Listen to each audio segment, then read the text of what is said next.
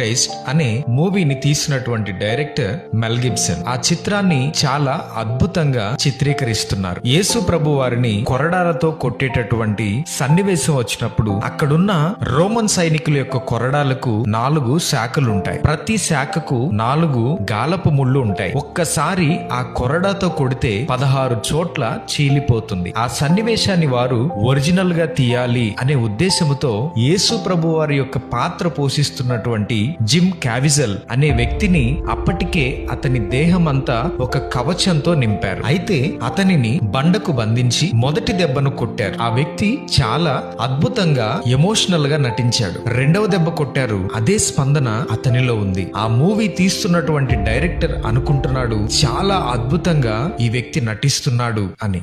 ఆ కొరడాతో 3వ దెబ్బ కొట్టేసరికి జిమ్ క్యావిజల్ అనే వ్యక్తి గట్టిగా అరుస్తాడు. ఎందుకనంటే అతని శరీరంపై అమర్చినటువంటి ఆర్టిఫిషియల్ స్కిన్ దాటి ఆ కొరడాకు ఉన్నటువంటి ముళ్ళు అతని శరీరాన్ని గుచ్చి చీల్చివేసింది. ఆ వ్యక్తి తట్టుకోలేకపోయాడు. రక్తము దారలుగా కారిపోతుంది. వెంటనే హాస్పిటల్ కి ఆ వ్యక్తిని తీసుకుని వెళ్లారు. ఆ ఒక్క కొరడా దెబ్బకు ఆ వ్యక్తికి 16 కుట్లు వేశారు. అప్పుడు జిమ్ క్యావిజల్ అడుగుతాడు, మెల్ గిబ్సన్, యేసు ప్రభు వారిని నిజంగా ఎంత భయంకరంగా కొట్టారా? ఒక్క దెబ్బ నేను తట్టుకోలేకపోయాను. 16 కుట్లు పడ్డాయి. యేసు ప్రభు వారిని ఇంత భయంకరంగా హింసించారా అని అడుగుతాడు. అప్పుడు మెల్ గిబ్సన్ చెప్తాడు, మనము తీస్తున్నటువంటి ఈ చిత్రంలో యేసుక్రీస్తు ప్రభు యొక్క వేదనను, ఆయన పొందిన శ్రమలను 40% మాత్రమే చూపిస్తున్నాం. ఆయన పొందినటువంటి వేదన చాలా గొప్పది. దానిని భరించటం ఎవరితరం కాదు అని కొన్ని విషయాలు